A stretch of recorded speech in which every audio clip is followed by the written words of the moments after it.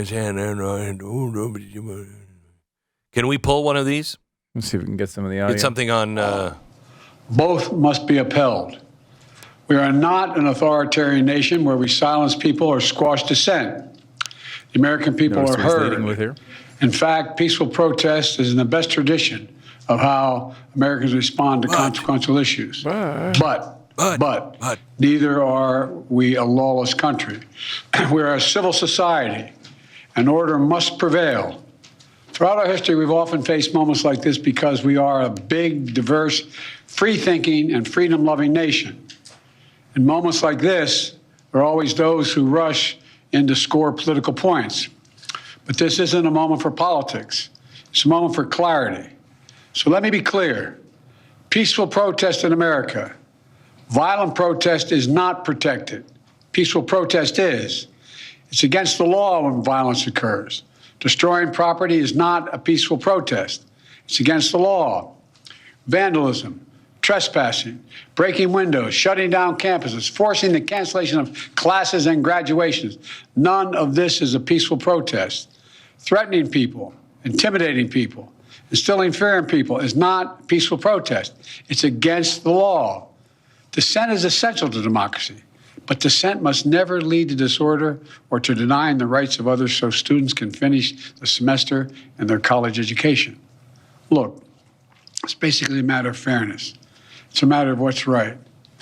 There's the right to protest, but not the right to cause chaos. People have the right to get an education, the right to get a degree, the right to walk across the campus safely without fear of being attacked. But let's be clear about this as well. There should be no place on any campus, no place in America for anti-Semitism or threats of violence against Jewish students. There is no place for hate speech or violence of any kind, whether it's anti-Semitism, Islamophobia, or discrimination against Arab Americans or Palestinian Americans. It's simply wrong. There's no place for racism in America. It's all wrong. It's un-American. I understand people have strong feelings and deep convictions. In America, we respect the right and protect the right for them to express that. But it doesn't mean anything goes. It needs to be done without violence, without destruction, without hate, and within the law. You know, make no mistake, as president, I will always defend free speech, and I will always be just as strong in standing up for the rule of law. That's my responsibility to you, the American people, and my obligation to the Constitution. Thank you very much.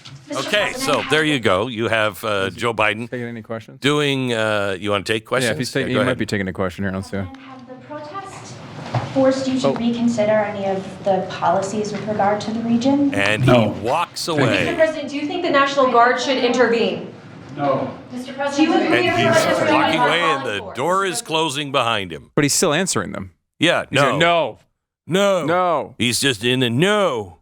He's in the hallway. No. He's in his bedroom. No. He looks at his wife. She says, no. I know. That's what's happening. What did you make of that? I mean, it was pretty milquetoast, boring, not much. I don't, like, we were talking about this off the air, that he had an actual opportunity here if he wanted to win over a good chunk of the country while risking his far left flank, of kind of having the, cliched Sister Souljah moment where he comes out and is really harsh against these people who are doing what they're doing. He didn't do that. He did not do that. That was it may have been what he was trying to do. He's seemingly incapable of giving a speech of any value. And that was just a not, like, hey. I think it's enough to satisfy many supporters. We're also meaning at like what kind of supporters? Like what group is he targeting with that? His like a liberal, maybe Jewish voter, and not really. I think he's kind of pissed off the Jews when he's like, "No place for anti-Semitism," or people wanting to hurt Hamas and Palestinians and Muslims and those who are in the Mickey Mouse Club, right? Well, that's the a big ones one. that have been raped by the Disney Corporation, which we're totally fine with. I don't think he reached out to those supporters, but I think he did enough for maybe the average person who is a Democrat and wants him to do the right thing. They went, well, okay, so he's strong on that. No violence. He said no violence. He said protests are okay, but no violence and such. And I think that maybe there's some group maybe he connects with that. I think, though, there was a chance for him to really like set this issue as maybe make it into a strength instead of a weakness, and he did not do that there. That was he could have made a moment of like, look, these people on these campuses are basically calling them revolting, like passion, some sort of anger toward the people who were calling for the genocide of Jews. There's none of that. It was like, well, to make sure people can get to classes, everyone's got a right to get a degree, which, by the way, they don't have a right to. But all of that being said, it wasn't the worst thing I've ever seen out of his mouth. I mean, he didn't have red villain lighting behind him. Well, what's great though? Yeah. He doesn't need that anymore. We all just know. We all it's just built know. into his character. Villain. It's funny too. Like he's from a dramatic standpoint. You couldn't put Joe Biden in like a dramatic movie because he's so bad at these speeches. Even if he says something evil, you're just like, oh God, this sucks. Like that. You don't even. It's not like. I think that we should bring the guillotine back, and we should take all bankers. And we should cut their heads off. Right, like it's so there's no emotion. Like you go back to like the Star Wars, like this is how liberty dies with thunderous applause speech. Right. It's like you need to be. You can't put him in a movie. Well, everyone would be like, wait, no. What? There's a difference between. Is he talking about hamburgers? What's he talking? And the rebels are taking our bases, and we must stop for the empire. Right. Yeah. And the rebels taking for Ben. We did. You got to cough 3 times in the middle of the sentence. My uncle was in a spaceship once. He was probed by aliens. Isn't it just, can we at least agree with this? Democrats, Republicans, everybody across the aisle, this is embarrassing.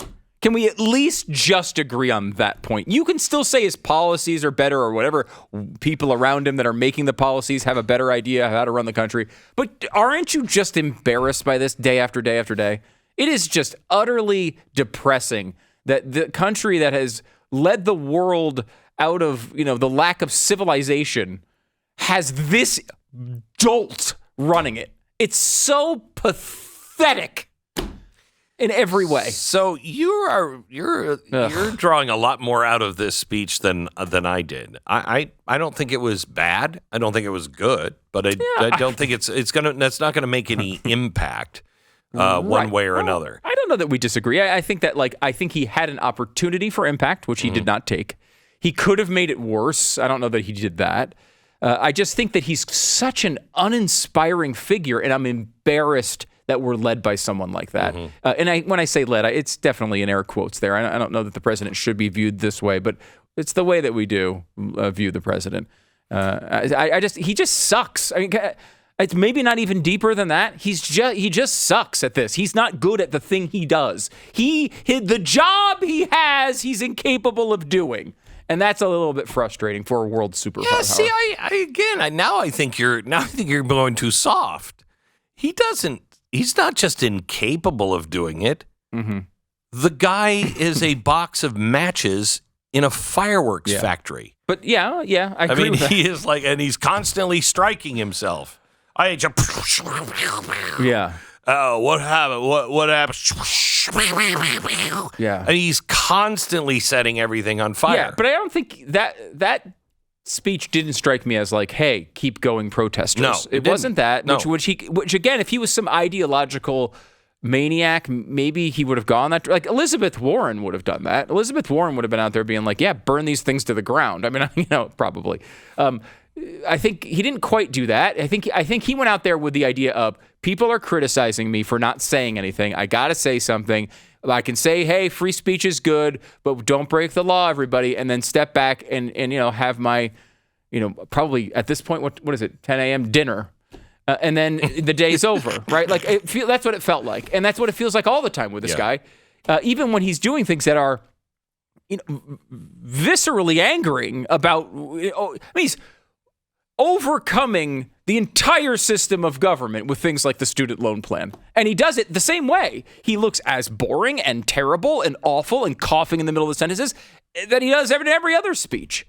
And watching him, it's funny too, because he's obviously been told, hey, if you can avoid coughing in the middle of a sentence, can you do that? Multiple times he went to cough and he catches himself and his hand stays like a foot away from he brings it up and then he starts to cough and he realizes he's not supposed to do it because I don't think he has to cough. It's like he's just doing it as a tick. Like he wants to I don't know what he's doing. And then he also has this little scratch his face thing in the middle. Like in the middle of You're making the fun of him Jews shouldn't be so murdered all the time. Whatever the hell he was saying.